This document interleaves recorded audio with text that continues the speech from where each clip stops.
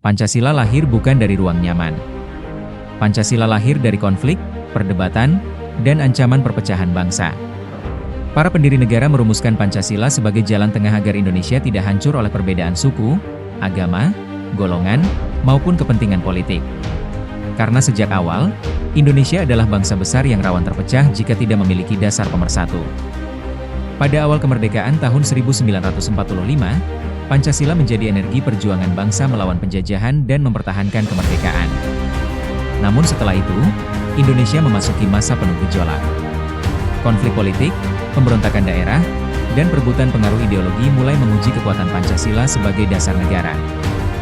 Saat memasuki masa Republik Indonesia Serikat atau RIS tahun 1949, Indonesia dipaksa menjadi negara federal oleh Belanda. Tujuannya jelas, memecah kekuatan bangsa agar Indonesia mudah dikendalikan. Ini membuktikan bahwa ancaman terhadap persatuan bangsa tidak pernah benar-benar hilang. Untungnya, semangat nasionalisme dan Pancasila berhasil mengembalikan Indonesia menjadi negara kesatuan. Pada era demokrasi terpimpin, Pancasila kembali diuji. Presiden Soekarno mencoba menempatkan Pancasila di tengah pertarungan ideologi dunia antara kapitalisme, komunisme, dan nasionalisme. Tetapi kekuasaan yang terlalu terpusat membuat demokrasi melemah. Kritik dianggap ancaman. Politik dipenuhi ketegangan ideologis. Akhirnya bangsa ini masuk ke salah satu tragedi politik terbesar tahun 1965. Lalu datang Orde Baru dengan janji menyelamatkan Pancasila. Stabilitas dan pembangunan memang tercapai, tetapi ada harga mahal yang dibayar, kebebasan dibatasi. Pancasila dijadikan alat kontrol politik.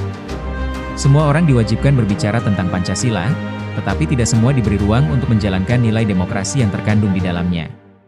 Akibatnya, Pancasila lebih sering terdengar sebagai slogan kekuasaan daripada nilai yang benar-benar hidup di masyarakat. Tahun 1998, reformasi meledak. Rakyat muak terhadap korupsi, otoritarianisme, dan ketimpangan. Reformasi membuka ruang demokrasi dan kebebasan. Namun setelah puluhan tahun berlalu, tantangan baru muncul.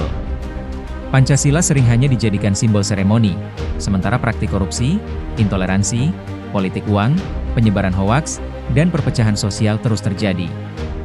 Hari ini, ancaman terhadap Pancasila bukan lagi penjajahan fisik, tetapi krisis moral, fanatisme politik, dan hilangnya rasa persatuan.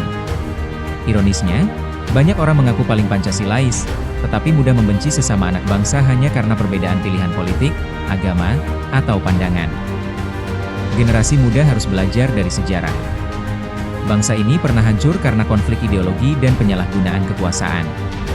Pancasila tidak boleh hanya dihafalkan, tetapi harus dikritisi, dipahami, dan dijalankan secara nyata. Sebab tanpa keadilan, tanpa persatuan, dan tanpa moralitas, Pancasila hanya akan menjadi tulisan di dinding sekolah dan pidato para pejabat. Saat ini, masa depan Indonesia ditentukan oleh satu pertanyaan besar. Apakah Pancasila benar-benar dijadikan pedoman hidup bangsa, atau hanya akan terus dipakai sebagai alat kepentingan politik dari masa ke masa?